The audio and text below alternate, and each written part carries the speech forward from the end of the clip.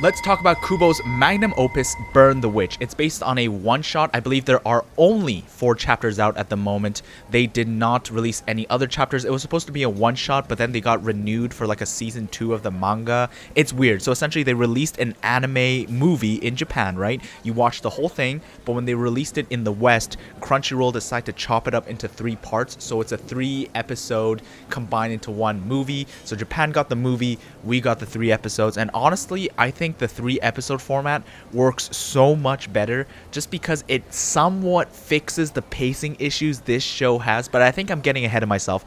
Let's talk about Burn the Witch. So Burn the Witch follows Nini, and at the beginning of Burn the Witch, she does this whole speech bit. It's more like a modern day soliloquy. Master Kubo does it again. Essentially, we have this monologue where Nini talks about, oh yeah, I don't want to be a princess. You want to be the witch because the witch gets to cast a spell. She's so much more powerful.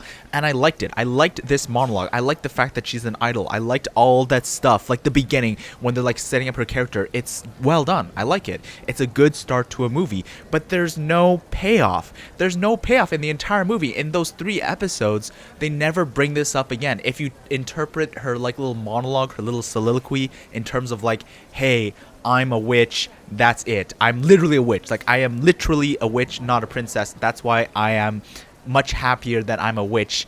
Then it kind of sucks. It sucks so much because it feels like they could have gone way further with that. Kubo could have done way more. Maybe Kubo's planning on doing way more in season 2, but as it stands right now with this movie, it feels so wrong to introduce a concept at the very beginning of a movie and then to not have any payoff with it at all. It kind of starts there and then they never mention it again. Like, it's a nice set piece that's there just for, set piece sake. This is like YouTube clip or maybe trailer footage material. Like, you could take the scene and make a good YouTube clip from it. You can make a good trailer footage, trailer scene from it. But in terms of like the actual movie and the actual characters, it feels like such a waste and it doesn't add anything. So strike against you, Kubo. Like, it's a cool scene, but it just doesn't add anything, man. Come on. All bark, no bite. Or maybe all edge, no point.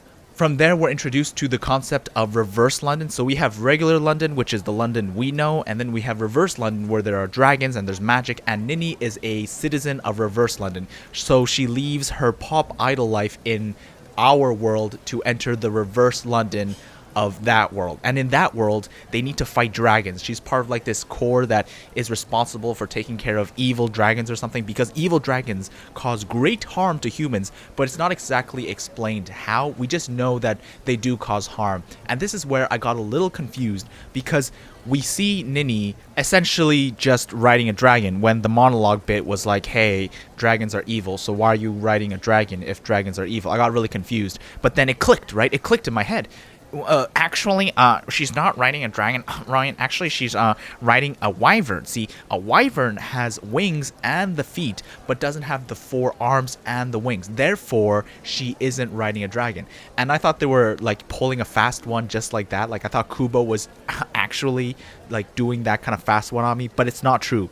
As it turns out, she's riding light dragons, and light dragons are not to be confused with dark dragons. And how do I know this? I read the manga. This scene where they explain the difference between light dragons and dark dragons, they cut it out completely out of the movie, even though I think it's important to distinguish the two, especially when we see the new character, like the guy with the mask. Like, later on, we're going to meet Bruno, and Bruno essentially has like a regular dragon with the 4 legs and the extra flying wings. And when I saw that, I was like, wait a second, that's not a wyvern, that's an actual dragon. Does that mean he has a dark dragon? No. He has a light dragon. They're all light dragons. The evil dragon that they fight, that's a dark dragon. Anyways, I'm getting sidetracked here. So once they introduce this concept of reverse London and the dragons and all that stuff, and they do all the world building, we meet up with Noelle, Nini's kind of like sidekick, and from there they meet up with Balgo and Osushi-chan, and it's kind of implied that Noelle and Nini, they don't wanna work for Balgo. Essentially, they have to take care of him because he has the dragon Osushi-chan. Because he has the dragon Osushi-chan, they need to take care of him, and they're like, you know what, I don't want to do this job. This seems like a lot of wasted time, a lot of boring work that we're not getting paid for. But then push comes to shove, blah blah blah, they go rescue him, but then a real dark dragon, or like a real dangerous one, shows up and attacks them, and it's because Balgo has the ability to attract dragons to him. And this is where we get our first action scene in the anime slash movie. This is in the first episode still. And they fight this dark dragon. And then we have Noelle just blow the dragon's head off. And then the dragon starts fighting with no head. I really liked this action scene. I think the action scenes in this movie, the magic system where they have that horn and they can either blow on the horn to cast a spell or they can fire like a blast by turning around into a gun. I really, really enjoyed that. Especially when they have to like say the name of the spell and there's like a number associated with the spell. That just gets the chuny juices in me flowing. And up to this point, I think the pacing was fine. I know some people would disagree with me and say like, you know, this sucks, like this pacing is completely off, but come on guys, it's a movie. You gotta make, you know, you can't make an omelet without breaking a few eggs. You gotta make some concessions here and there. This is fine. I thought the pacing was fine. So when that episode ends and I started up the next episode, I expected essentially to have that episode, the new one, the episode 2, to take place directly after episode 1. So the aftermath of the dragon battle. See them actually defeat the dragon. What do they do with the carcass? How is everyone doing? The side characters that they introduced in that episode 1, what is he doing? Is he okay? Is everyone okay? Isn't anyone hurt? How does Reverse London work? Is Reverse London damage equaling damage to regular London? Are they going to explain anything? No, they don't explain anything. And then the next episode essentially starts with the aftermath. And they're like, oh man, I'm so glad that's over. Oh, I'm reading the morning news. Oh, it's so cool to see you on the front page of Reverse London News. And I'm just thinking to myself, come on, that's so cheap. I feel like I was robbed out of a good conclusion. The fight, we got a good beginning of a fight. We got a good middle part of a fight. And we got the good climax. But we didn't get like the falling action. We didn't get the bit where they talk about, oh man, where did this dragon come from? How is this going to work? We see the carcass. Is that blow really all it takes to take care of a dark dragon when they were supposed to be waiting for like a special strike force? Like, how is Noelle able to talk her way out of this? Are they in trouble? Is this have anything to do with that beginning speech she made? No, the movie, or rather episode 2, essentially just starts where Billy is just roasting them for kind of screwing up and also doing well at the same time, and then setting up the next part. Like, it feels so jarring in movie format. If you watch this in like a back-to-back movie format without like the ending song or like the fact that you have to click on the next episode, like how jarring must that be to watch that action scene and then them being like, oh man, I'm glad that fight's over. Like, that sucks.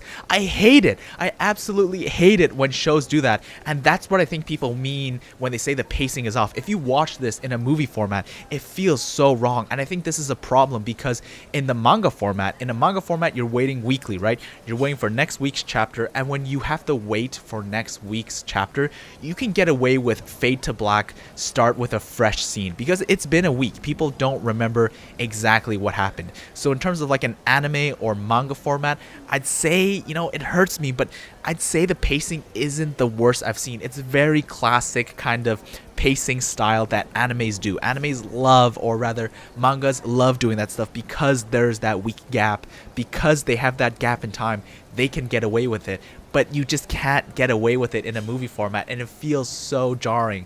So for someone watching it in an anime format where they have the ending song to kind of cut things in between, even I thought it was really weird. I wanted to see the aftermath. I wanted to see what was going to happen. But anyways, this is going to come out again, so be prepared.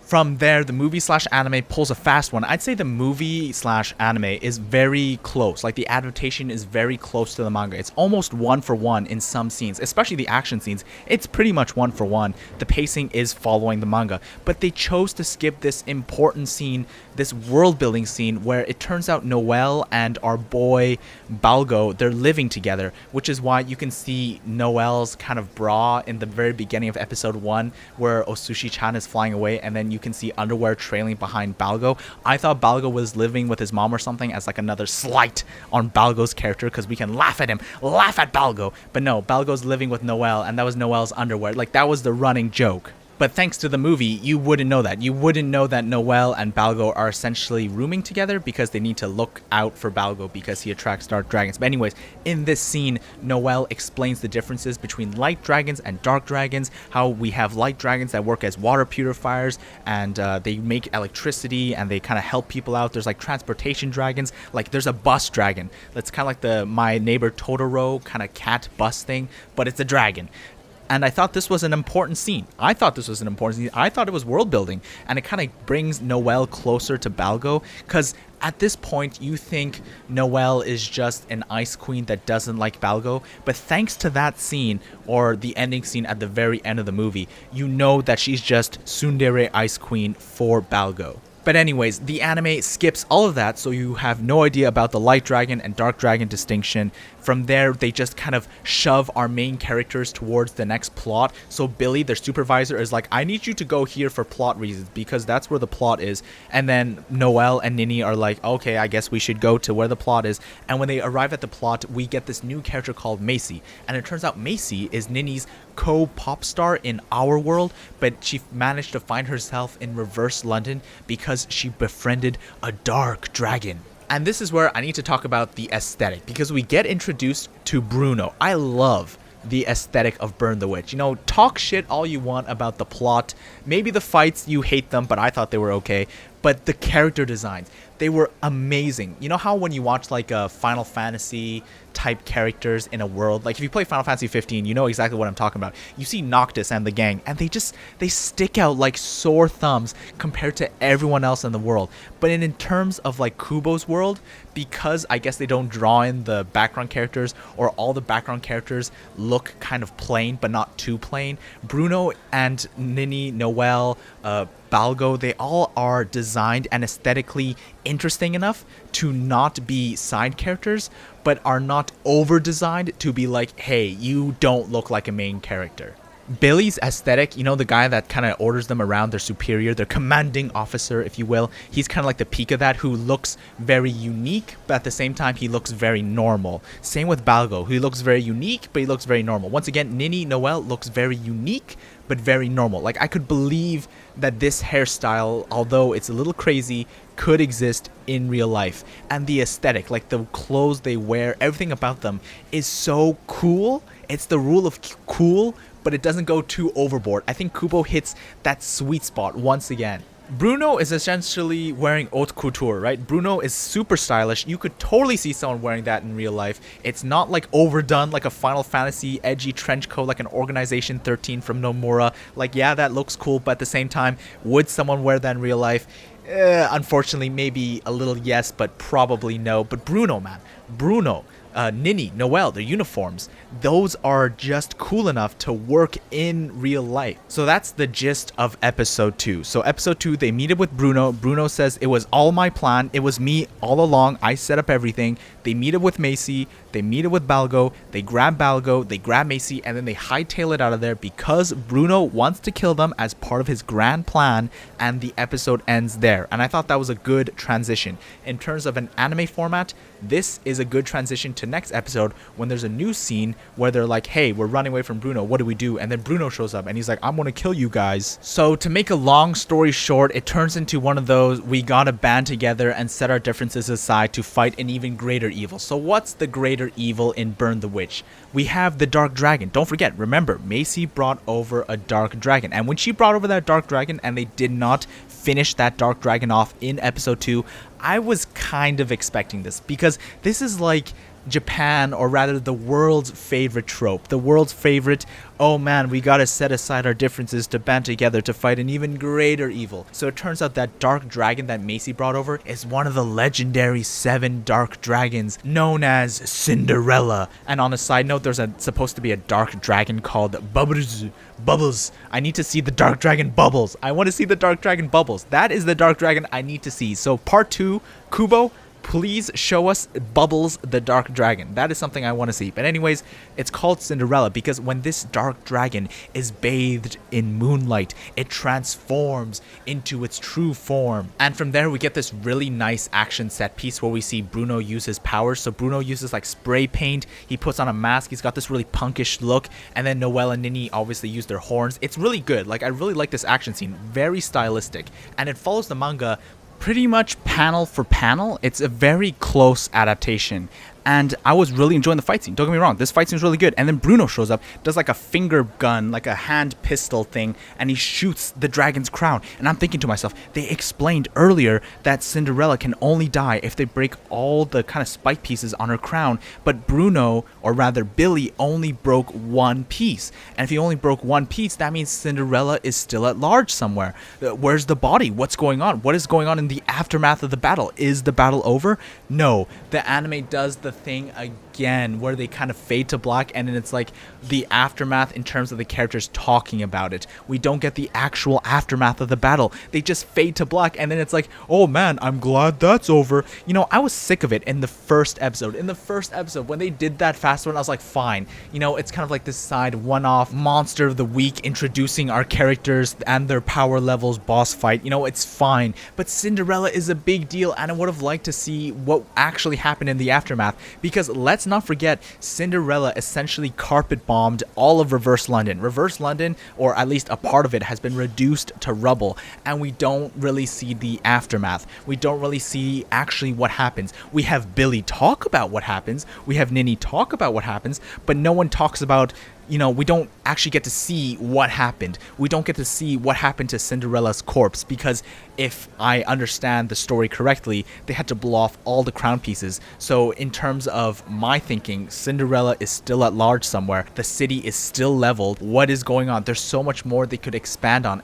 I bet you're thinking right now, like, look, Roion, you know, they showed up with the Macy stuff. They showed our main character Balgo holding like a horn with a sword in it. They showed off a bunch of shit that, you know, also got no explanation and no payoff, because they're setting up for the next movie. They're setting up for part 2. They're setting up for season 2. So why are you so butthurt? I'm so butthurt because this was like the fight of the movie. This was like the main point of this movie, and we don't get to see the falling action. It just kind of goes rising action, climax, and then rising action again, climax. It does that twice. It doesn't give us time to kind of wind down. In terms of like a manga or maybe an anime, like a weekly format, I guess the wind down period is when you start reading, is when you're like, hey, I'm waiting for next week's chapter. I'm waiting for next week's episode. But in terms of like a movie, you need the slowdown. You need the falling action. You need to kind of put our characters in the place. Yes, the city is leveled. What happened to Cinderella? How is Macy getting over this? What happened to the sword that Balgo is... Okay, fine. The sword thing, you could argue that it's set up for the next movie. You know, I buy that. I'll let that slide. But I cannot let slide the fact that the city got carpet bombed. They didn't explain how Reverse London affects regular London, and it just seems like there's so much more to the world that they could explore that they just don't talk about. Like, is everyone okay? Did anyone die? Is the body count 0? I know that the city was damaged, but is everyone okay? From here, we're treated to an epilogue, and you might be thinking, well, is this epilogue the, you know, falling action you hope for? No, the epilogue is literally more rising action. The epilogue is essentially just setting up more for the next movie. What happened to Balgo's sword? We don't know. Why is Bruno appealing to the court to take the hit off Balgo? We don't really know. Someone figured out that Billy's the one that took down Cinderella. What's going to come of that? We don't know. A lot of this is just setup, and honestly, this is what I should have expected. This is Kubo at his peak, right? Kubo is the, oh man, did you think the Espada went from 1 to 10? It actually goes from 0 to 9. Kubo is essentially all hype. He sets up amazing hype with amazing character aesthetics, with amazing fights, and that's what Burn the Witch is. It has great fights, it has great setup, it has great character designs, but the falling action, the world building, it's a little missing in this adaptation, and I'm willing to give kind of the manga the benefit of the doubt, because in the manga, in I believe it was chapter 2, they explained the whole difference between Light Dragon and Dark Dragon, which the anime completely skips for some reason. But then right when you think the movie is actually over, they pull a fast one. Kubo does it again. They show the plaque. They show the plaque mounted on the school or whatever system that they're in, and the plaque says Western Soul Society branch. And I'm just thinking, like, wait a second, is this Kubo extended universe? Are we getting an anime cinematic universe for Kubo? Is this going down? Is Ichigo going to show up? Are we going to get Quincy's? Are we going to get the Bountos? I think the Bountos are non-canon, but are we essentially getting an extended universe? And I think no, we are not getting an extended universe, because that would imply that Reverse London is essentially the afterlife and they're all dead. It would completely contradict the lore that they set up for Reverse London. Like, Reverse London is like another dimension or another place set on the same dimensional plane as regular London. That's the way I understand it. If it is in fact Soul Society's second branch in terms of the Bleach explanation, then it means that they're dead and they're like in the afterlife and they're just like souls. But if that's the case, how are they pop idols? How are they alive? So does that imply that Macy died because the Dark Dragon killed her and brought her over to the other world? Like, there's too many ramifications to consider. So I'm pretty sure it's just Kubo pulling a fast one. I'm pretty sure it's just Kubo just being like, hey, remember Bleach? Remember I did all that cool stuff? I don't think this is an actual continuation of Bleach. Oh, and at the very end, for the non-manga readers, we get the whole Noelle x Balgo bit, where Noelle turns out to be super tsundere ice queenish for Balgo, which you would know in episode 2 if you read the manga, because the manga has them living together and you can see like the affection Noelle has for him. But if you didn't read the manga, it is at this point that you finally click. It finally clicks and you're like, oh, they're a thing. And I like that. You know, this movie, I know a lot of people seem to hate on the pacing. Yes, the pacing's off, but I think Kubo does what he does best. He does these great action set pieces. He does these great character designs that are not too over the top, Nomura style, but aren't too under designs. That he hits just the right amount of cool weeb trenchcoat edginess. I'm definitely looking forward to part 2 or season 2, whatever they want to call it, because it's in the works. We know what's happening. I don't know if we're getting another anime movie for it, but for sure Kubo is working on the next bit for Burn the Witch part 2, whatever he's going to end up calling it. Anyways, let's get some closing thoughts in here. So Burn the Witch, really enjoyed it. The pacing, there was definitely a lot of pacing issues, and I can't really fault the studio that much because it's in the manga as well. There's only 4 manga chapters, and I believe most of them are still free on the Manga Plus website, so you could go check them out. I think that the pacing is kind of an issue that comes from the manga, and it's hard to fault the anime adaptation because of that. And I feel like the introduction, you know, the very beginning where we get the soliloquy from Nini where she kind of talks about, oh, I don't want to be the princess, I want to be the witch. We get this really cool monologue bit with this really stylistic scene, and I really enjoyed that scene. It's a shame that that scene adds essentially nothing to the show and doesn't matter at all. And I think that's the problem. Like, that scene is good, but it didn't need to exist, and it kind of sets people up to expect maybe this deep, philosophical, asking questions type story, because a lot of people on the internet are giving this show maybe like a 5. Like, I don't like giving scores to shows, but people do that anyways, and they're like, oh, this show's so average, you know, it could have done so much more, it doesn't ask any important questions. And I'm just like, of course not. This is Kubo. Like, I have a background in Bleach. I have my PhD in Bleach. It doesn't go from 1 to 10, it goes from 0 to 9. I knew exactly what to expect, but for some people, because that intro feels like it's like asking more, like the intro feels like it's trying to pull at more to like kind of give our characters like a deeper and richer backstory than there really is, it kind of baits people out who were expecting that. People who don't know Kubo, people who don't know what kind of work to expect. The intro kind of is jarring, right? You get that nice soliloquy bit, and then it just kind of turns into like a regular battle shonen. So if you were like watching the beginning and she does this whole speech about the witch thing, it feels like it's going somewhere kind of, I wouldn't say deep, but it feels like it's going to make some more interesting, some more depth-filled characters. But the fact that she's an idol, the fact that she, you know, is running away from the paparazzi, it doesn't add anything. It doesn't add anything to her character. You could remove all of that and it'd still essentially be the same show. Anyways, I really enjoyed Burn the Witch. I'm really looking forward to what Kubo does next with it, like what's going on with the sword, what's going on with Bruno. I really like the aesthetic of the world, and that's about all I have to say. If you made this far in the video, please like and subscribe, and I'll see you guys on the next one.